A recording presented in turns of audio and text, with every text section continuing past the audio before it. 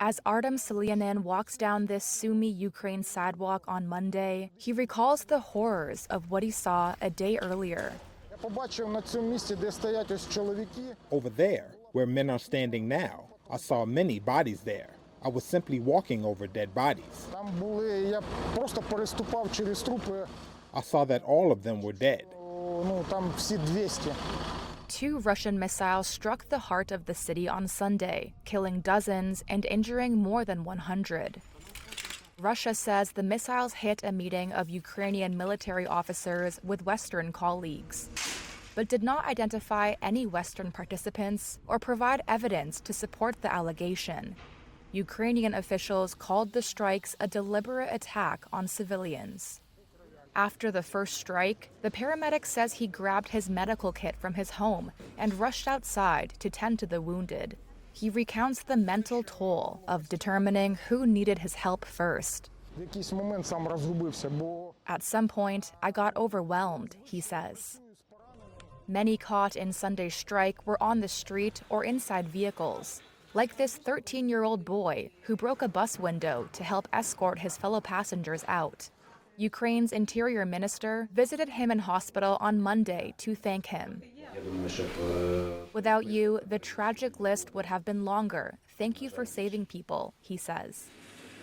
Tearful Sumy residents paid tribute to the dead at a memorial on Monday. This resident says she's scared to be here, but that Sumy is her home. We keep on living and try our luck. It's a lottery. I don't know. Today was the first time that I was afraid to fall asleep. What if a strike hits my house and I don't wake up? That'll be it. Officials say this was the deadliest strike on Ukraine this year. El Salvador President Nayib Bukele says he has no plans to return a man mistakenly deported from the United States. The question is preposterous. How can I smuggle a terrorist into the United States? I don't have the power to return him to the United States. But you could release him inside El Salvador. Yeah, but I'm not releasing, we're not very fond of releasing terrorists into our country. Bukele echoed the Trump administration's claims during his meeting with President Donald Trump on Monday that the Maryland father, who was deported, is a member of the MS-13 gang. Kilmar Abrego Garcia, a Salvadorian with a U.S. work permit, was sent to El Salvador on March 15th despite an order protecting him from deportation. His lawyers have denied the allegation that he's a gang member, saying the U.S. has presented no credible evidence substantiating its claim. During the Oval Office meeting, multiple members of the Trump administration said they weren't required to bring him back, despite an order to do so, backed by the U.S. Supreme Court. Trump on Monday prompted Attorney General Pam Bondi to explain their position. Answer that question. Sure, President. First and foremost, he was illegally in our country. He had been illegally in our country. That's up to El Salvador if they want to return him. That's not up to us. The Supreme Court ruled, President, that if, as El Salvador wants to return him, this is international matters, foreign affairs, if they wanted to return him, we would facilitate it, meaning provide a plane. So will you return him, President And Bukele? you are doing a great job. Thank you. The Trump administration has deported hundreds of people, mostly Venezuelans, to El Salvador under the 1798 Alien Enemies Act. The migrants El Salvador accepts from the U.S. are housed in a high-security mega prison known as the Terrorism Confinement Center. Critics say the prison engages in human rights abuses and that Bukele's crackdown on gangs has swept up many innocent people without due process. And I just asked the president, it's this massive complex that he built, jail complex. I said, can you build some more of them, please? Trump said he would send as many people living in the U.S. illegally to El Salvador as possible and help Bukele to build new prisons. Ecuador's National Election Council on Sunday declared incumbent Daniel Noboa the winner of the country's presidential race. But leftist rival Luisa Gonzalez told supporters that she rejects the results and will demand a recount, calling it electoral fraud. Ahead of the election, the candidates had urged polling places observers to guard against fraud. The results came as a surprise to many, after February's first round vote, when Noboa led Gonzalez by less than 17,000 votes. But with 92% of votes counted on Sunday, Noboa led with a margin of over 1 million votes. 37-year-old business heir Noboa was elected in 2023 only to serve out the remainder of his predecessor's mandate. He had pledged to continue efforts to fight drug gangs and boost the struggling economy. His electoral strategy also focused on distributing payouts to oil spill victims and small businesses hit by flooding. On Sunday, he celebrated his landslide victory. This event has been historic. The victory has also been historic, a victory of more than 10 points, a victory of more than 1 million votes, where there is no doubt who the winner is, and that has been based on perseverance, struggle, work of each of the members of this team, of the team that seeks this new Ecuador.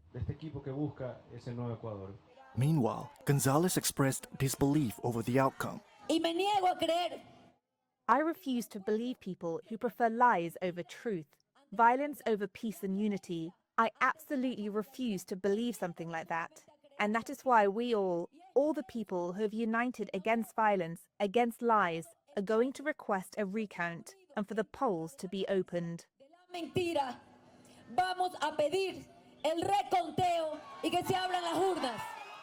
The head of the National Electoral Council confirmed Noboa's win in a statement to the press and said that the national tally showed an irreversible trend. Bonds, which were still pricing probability of a return to socialist policies, were expected to rally on a Noboa victory. But Gonzalez's challenge could hinder or mute that market reaction. Istanbul's Hagia Sophia is about to undergo one of its biggest repairs, as Turkey begins restoring and reinforcing the dome on the nearly 1,500-year-old structure. Experts say the project will focus on weak structural points determined during simulations of a large earthquake.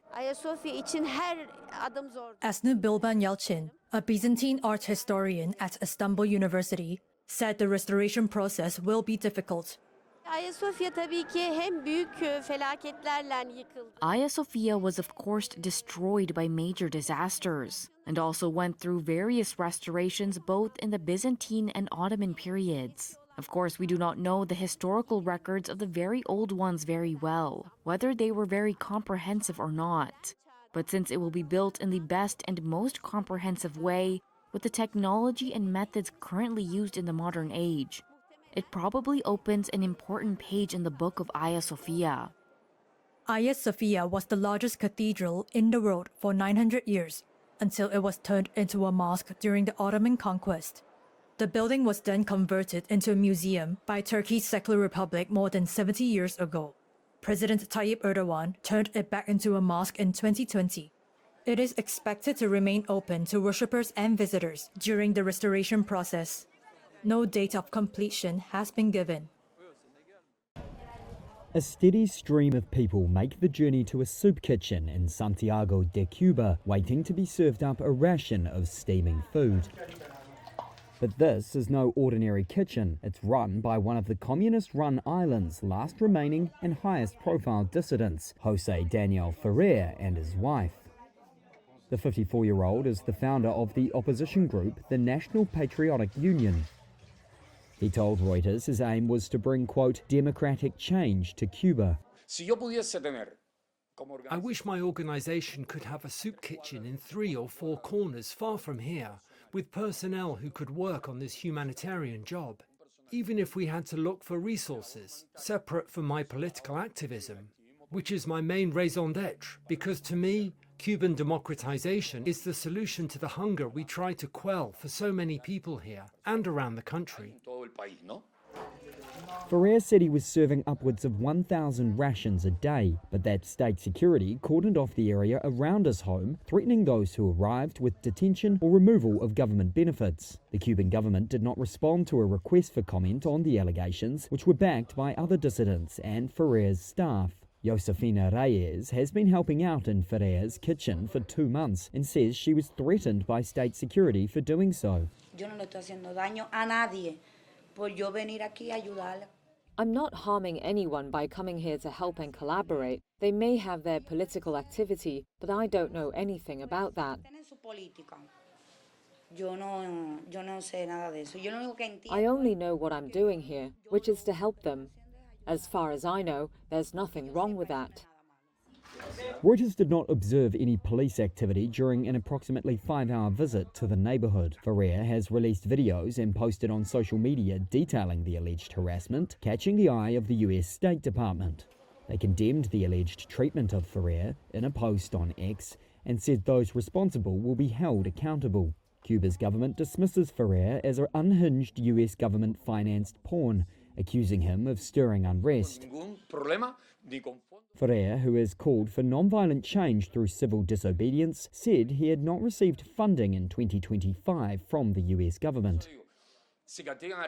Cuba contends a decades-long US trade embargo and fresh sanctions imposed by President Donald Trump are to blame for economic woes. For decades, it has offered citizens deeply subsidized food and runs nearly 1,500 soup kitchens, according to Ministry of Interior Commerce statistics. 4 government operations in the capital Havana, visited by Reuters last week, were providing those in need with simple meals for between 1 and 7 US cents. Ferrer was jailed in 2021 following anti-government protests on the island, the largest since Fidel Castro's 1959 revolution. Ferrer says upon release he was appalled by the depth of suffering and hunger he saw, a situation he blames on the government. He hopes his community aid program will mobilize a popular movement, although his ultimate aim of upending the one-party government seems to face long odds. More than 3 years after Russia's invasion of Ukraine, Europe's energy security is fragile. US liquefied natural gas helped plug the Russian supply gap in Europe during the energy crisis of 2 to 3 years ago. But since then, President Donald Trump has rocked relations with Europe by turning to energy as a bargaining chip in trade negotiations. Businesses are wary that reliance on the US has become a vulnerability. Against this backdrop, executives at some major EU firms have begun to say what would have been unthinkable a year ago. They believe importing some Russian gas could be a good idea. Leuna Chemical Park hosts one of Germany's biggest chemical clusters. The country relied heavily on cheap Russian gas until the Ukraine war. Christoph Gunter is managing director of Infra Leuna. There are initial peace negotiations driven by the American government. So there is a chance that the guns will fall silent.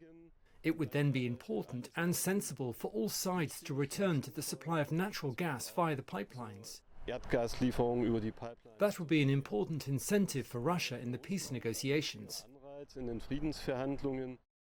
Any such move would require another major policy shift for the EU.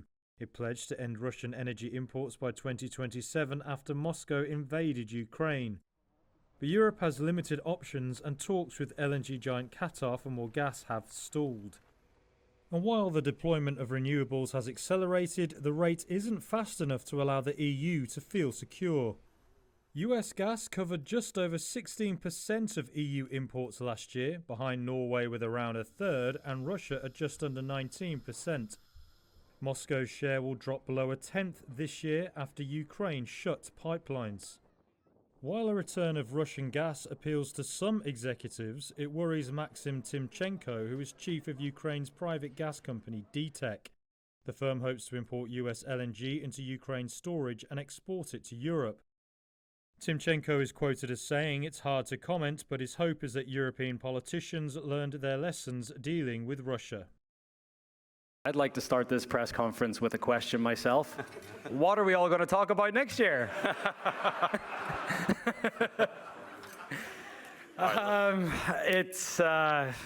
Look, it's a dream come true. I've dreamt about that moment for as long as I can remember. I mentioned it out in the prize ceremony, but watching Tiger here in 1997 do what he did and winning his first green jacket, I think that inspired so many of my generation to want to emulate what he did. And there were points in my career where I didn't know if I would have this nice garment over my shoulders, but I didn't make it easy today.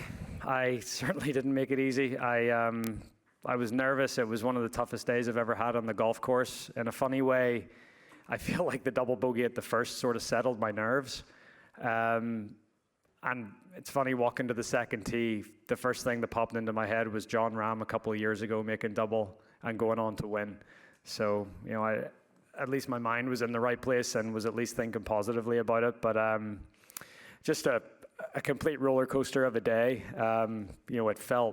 It was very tricky out there. It almost felt more like a US Open than a Masters at some points, just with how firm and fast the greens got. But yeah, just really proud of how I bounced back from from the double on 1, from the double on 13. I don't know if any Masters champions had 4 doubles during the week, but maybe I'm the first. But yeah, just a complete roller coaster of emotions today, and honestly, what came out of me on the last green there in the playoff was, at least 11 years, if not 14 years of pent-up emotion. Since 2011. I think it's so ironic as well. I got to my locker this morning and I opened it up and there was a note in there from Angel Cabrera and just wishing me luck. And Angel Cabrera was the player I played with in the final day in 2011. So just it was a nice touch and a little bit ironic at the same time. And it's been 14 long years, but thankfully I got the job done. It's very difficult. I think I've carried that burden since August 2014. It's been 11 years. It's nearly 11 years. And not just about winning my next major, but the career Grand Slam. Trying to join a group of 5 players to do it. Watching a lot of my peers get green jackets in the process. Yeah, it's been difficult, and I've tried to approach this tournament with the most positive attitude each and every time that I've shown up, and I think just the sort of cumulative experience that I've gained coming back here each and every year, I feel like I get a little more comfortable with the shots needed. I talked about it at the start of the week, but there's talking about it and actually doing it, and yeah, today was difficult. I was unbelievably nervous this morning, really nervous on the first hole, as you witnessed with the double. But as I said, that sort of calmed me down, and I was able to bounce back and show that resilience that I've talked about a lot. And yeah, no, look, it was a heavy weight to carry, and thankfully now I don't have to carry it, and it frees me up, and I know I'm coming back here every year, which is lovely. That was all relief. There wasn't much joy in that reaction. It was all relief. And then the joy came pretty soon after that. But that was, I've been coming here 17 years, and it was a decade plus of emotion that was that came out of me there. Good question. Don't know. Definitely I'm proud of myself. I think, played great golf today. Came out. I think I flipped the switch from yesterday. Yesterday I was so angry coming off the golf course because I turned 69 into 75 yesterday, and I didn't let that momentum seep into today. And I think that was, from a professionalism point of view, very, very proud of that switch overnight and into this morning. And then, hitting the right shots at the right time. Today, I hit a lot of quality shots under pressure, and I felt like I was getting stronger and stronger and stronger as the round was going on. I felt so good with my game, good with my emotions. I'm super proud of that, because you can't prepare for that. You can't practice for that. That is just, that's when you learn about yourself, and I'm still learning about myself. But at Royal Troon, and again here at the Masters, when it gets to the real business end, I feel I'm really, really calm and ready for it, which is, again, proud of that. But disappointing, I think, to lose in a playoff for the second time kind of punctuates both of them and makes you realize just how close you've been. Obviously, it was a dream start to get off to the start that I did. Hit 2 perfect shots on 1 and converted.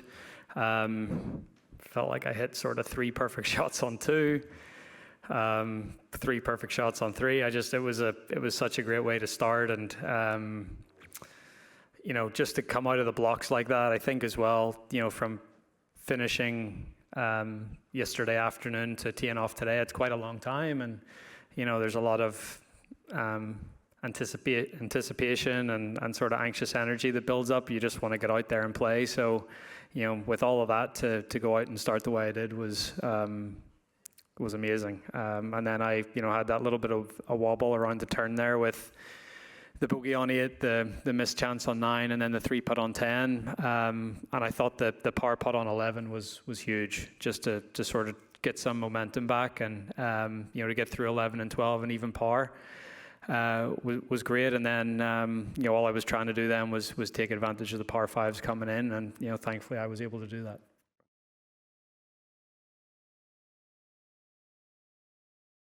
Yeah, I think I still have to remind myself that there's a long way to go. Just like I said yesterday, 18 holes. I, just as much as anyone else, know what can happen on the final day here. So, I've got a lot of experience. I came in here talking about being the most complete version of myself as a golfer, and I just have to keep reminding myself of that, and remind myself that no matter what situation or scenario I find myself in tomorrow, I'll be able to handle it.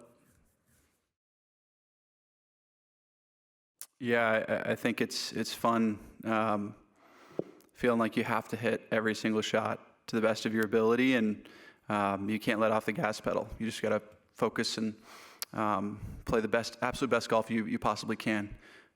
When you're leading, it's a little different. I've had those times as well, and you attack that a little differently. But for me, be chasing tomorrow, it'll be a fun test.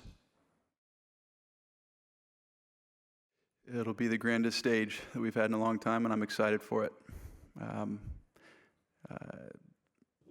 We both want to win really, really badly, and it's, there's a lot of great players behind us too.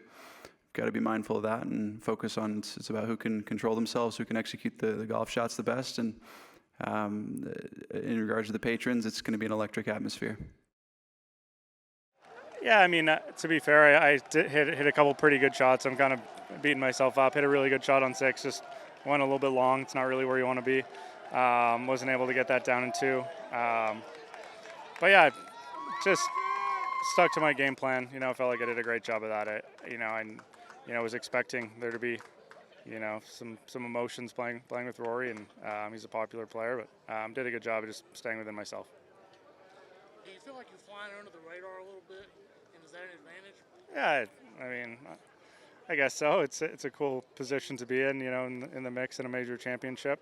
But yeah, I'm just doing my thing, and we'll see what happens tomorrow. Sometimes you just got to knock on the door. I don't think I can do anything differently on both those occasions. Especially Valhalla, I actually made a run into contention there, which was great. Got more and more comfortable as I got further and further up the leaderboard too, which was really good for me to know, because, like you say, there hadn't been a ton of opportunity for the previous couple of years. And then, the Open Championship, very much the same thing. Given as this is as well, given like how much you dream about winning them, felt remarkably comfortable in those situations. So that's what I've learned from those two things. And to sort of make it happen this weekend is, what is it? If it was a secret recipe, you'd know it by now. But it's about just playing great golf, and I think the leaderboard's stacking up very favorably for what looks like world-class players right up there. So you're going to have to play great golf. You're going to have to go out there and want it and go for it and get after it. So it's as simple as that, really.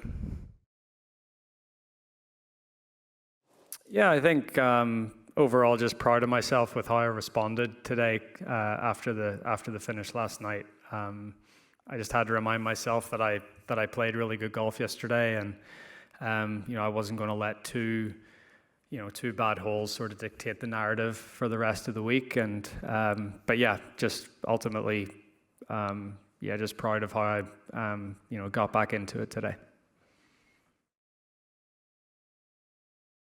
Yeah, I sort of just tried to leave, once I left the property last night, I just sort of tried to leave what had happened here. I rushed out of here to get home to see Poppy before she went to bed. So that was sort of nice to be able to get to see her before she went to sleep. And I guess that's something that I didn't have a few years ago, to be able to, get home and have that sort of, take my mind off the golf a little bit. So, but yeah, I feel like I just did a good job of resetting. I had a good conversation with Bob Rotella this morning, mostly around not pushing too hard too early and trying to get those shots back straight away. And you can sort of see how I started today with, 8 pars and a birdie on the front 9. I just tried to stay really, really patient, and I feel like that patience was rewarded with a nice little stretch there in the middle of the round. I mean, golf's a funny game. It's a day-to-day thing. Like yesterday, I felt really sharp. Today, not as sharp. Could the conditions have attributed to that? I'm sure a little bit. It was definitely much harder to hit the ball where you were looking today, just because the wind was blowing from everywhere. And that's what's great about this golf course is. It's quite challenging, and you get wins like that. You really got to manage your expectations, manage yourself around the course, and sometimes I do a good job of that. Other times today, maybe not so good. I was hitting it a lot better today, and there's just a few moments where, like on 10, kind of got out of whack, and I was able to save this round with my wedges and some huge key putts. Getting up and down on 10 was one of the better up and downs of my life. Hit a great shot on 09, just didn't control the spin like I'd wanted to. Spun that off the green. But overall, today was a fantastic day of golf and some testing conditions. Yeah, it was very special last 2 days for me. Even starting off, just walking to the first tee yesterday, got a standing ovation, and the people really, applauded, and I almost teared up and almost started crying just right there. And I said, "Come on, get it together. You got some golf to play." And it kind of kept going. There were lots of standing ovations throughout the golf course in various spots. And then, today coming up 18, it was kind of a mixed emotions, because I was still inside the cut line. And even when I made bogey, I wasn't sure I'm totally out of there or not, because I actually thought 3 over would make the cut. As windy as it was today, I thought it was harder than yesterday. But it doesn't look that way. So there were lots of emotions flooding through my mind the last 2 days as I was walking the fairways. I saw my wife, I saw my 4 kids, saw 2 of my grandkids came out and supported me, and friends from Germany and family from Germany, and just even friends from all over the world, literally, were walking a few holes with me, and it meant a great deal. I have so many wonderful memories of playing this golf course. I fell in love with it immediately when I played my first round here, and was fortunate to win twice and come back here for many, many years. Very special.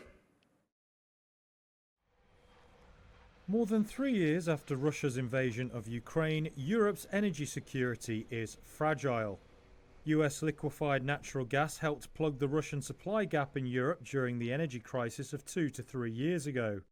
But since then, President Donald Trump has rocked relations with Europe by turning to energy as a bargaining chip in trade negotiations. Businesses are wary that reliance on the US has become a vulnerability.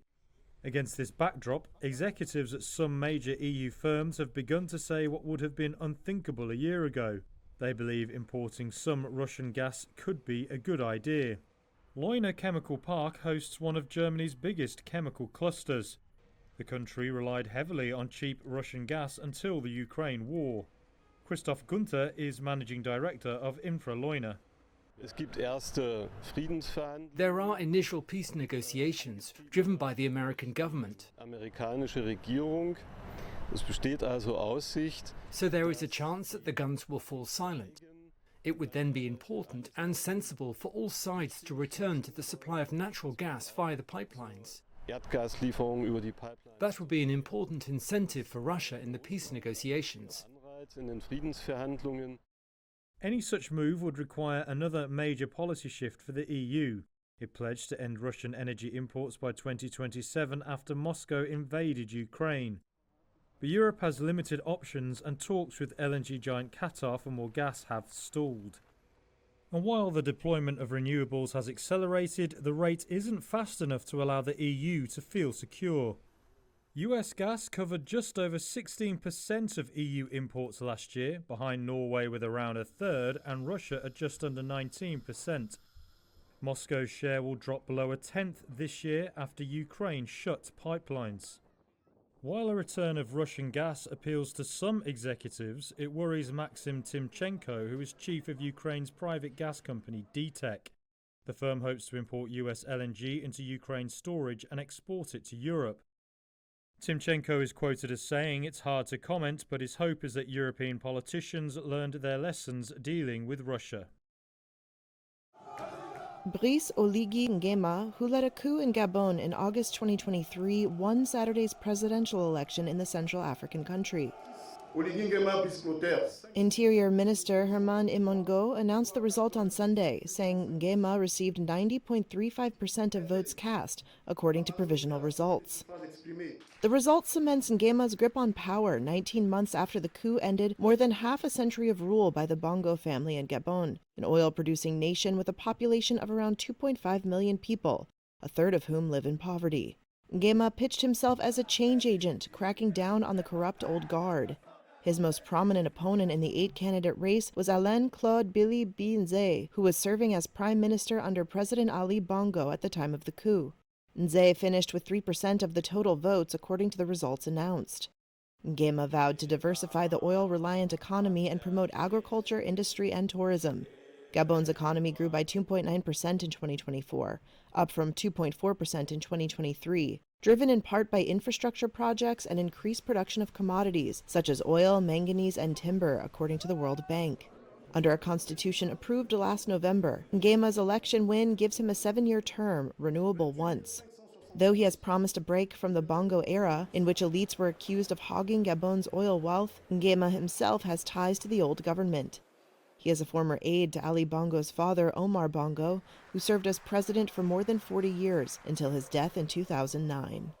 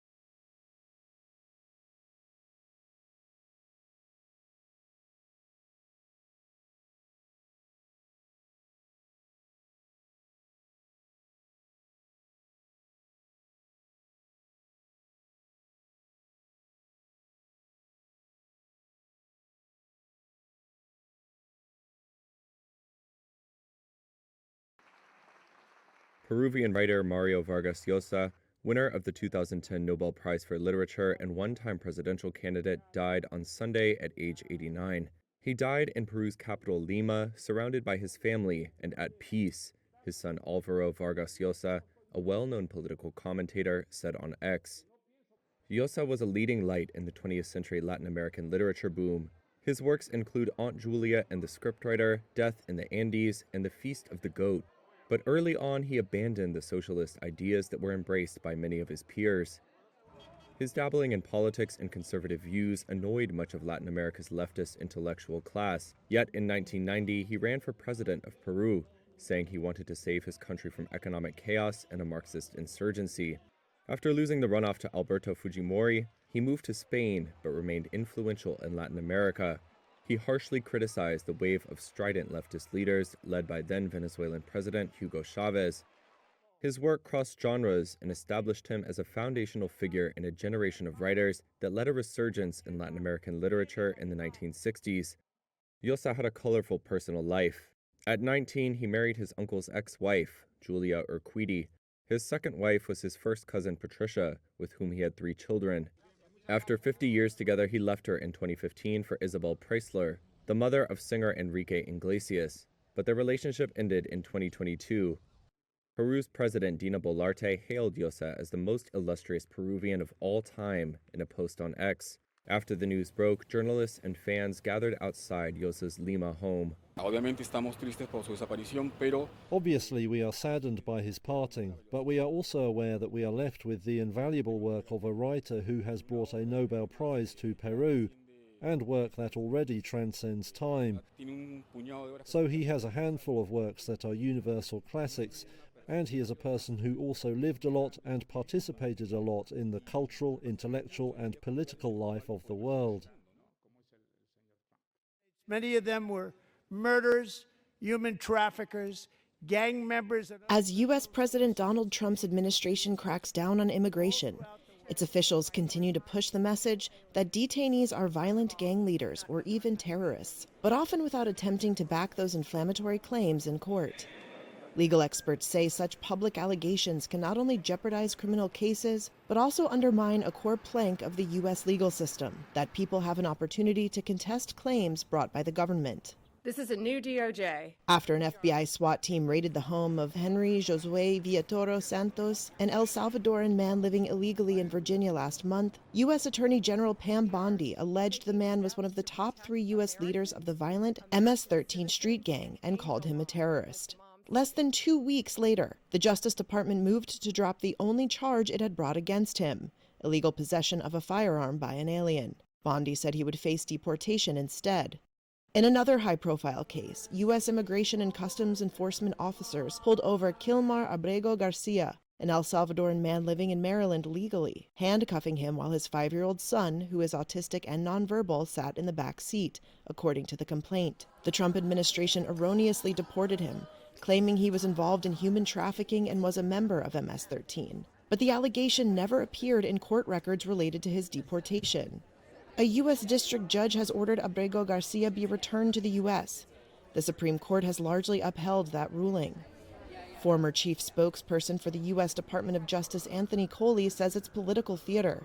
Right now we have a Justice Department that is more concerned about winning in the court of public opinion than they are about winning in the court of law. The Justice Department did not respond to a request for comment. Abrego Garcia was deported alongside 238 Venezuelan men, alleged to be members of the Tren de Aragua gang, who are now held in a high-security Salvadoran prison. A U.S. immigration official conceded in court filings that many of the deportees had no criminal records. In a response to Reuters, a U.S. Department of Homeland Security spokesperson claimed that the Venezuelan men deported to El Salvador without U.S. criminal records, quote, are actually terrorists, human rights abusers, gangsters, and more, but did not provide evidence. I definitely think that he's been using some of these cases for political wins. Rebecca Roif, a law professor at New York Law School, says it's important to parse the rhetoric from what's actually going on in courtrooms. You know, a lot of the exaggeration is just political rhetoric, and that it's really important to separate that out from what's actually going on in the courtroom, because there may be differences there. Legal experts said out-of-court statements could prompt defense attorneys to seek dismissal of charges or transfer to another court on the grounds that a potential jury has been tainted. Justice Department policy normally limits public statements about pending cases to information in publicly available documents such as indictments or complaints, and bars commentary about a defendant's character. He's saying they're exempt from the reciprocal tariffs, but they're included in the semiconductor tariffs, which are coming in probably a month or two. U.S. Commerce Secretary Howard Lutnick said on Sunday that smartphones, computers, semiconductors, and some other electronics would face a new set of separate duties. This comes after the Trump administration granted exclusions from the steep reciprocal tariffs on a set of electronic products late on Friday. A move seen as a big break for technology firms such as Apple and Dell that rely on imports from China. In his interview on ABC's This Week, Lutnick called the upcoming levies a special focus type of tariff, separate from the reciprocal tariffs that have now hit 125%. He framed the move as a national security push to bring production back to the U.S. Well, remember, those products are going to be part of the semiconductor sectoral tariffs, which are coming. The president's going to do it for pharmaceuticals, and he's going to do it for semiconductors. So all those products are going to come under semiconductors, and they're going to have a special focus type of tariff to make sure that those products get reshored. We need to have semiconductors, we need to have chips, and we need to have flat panels. We need to have these things made in America. Trump's back and forth on tariffs has kicked off a trade war with China, which raised its own duties to 125%, while dismissing the U.S. president's tariff strategy as a joke. Critics, including Democratic Senator Elizabeth Warren, blasted the shifting policy as chaos, and billionaire investor Bill Ackman, who endorsed Trump's run for president, urged the president to pause the tariffs for 90 days. Trump's tariff moves have stoked fears of a U.S. recession. U.S. stocks ended a volatile week higher, but the safe haven of gold hit a record high during the session, and benchmark U.S. 10-year government bond yields posted their biggest weekly increase since 2001, alongside a slump in the dollar, signaling a lack of confidence in the U.S.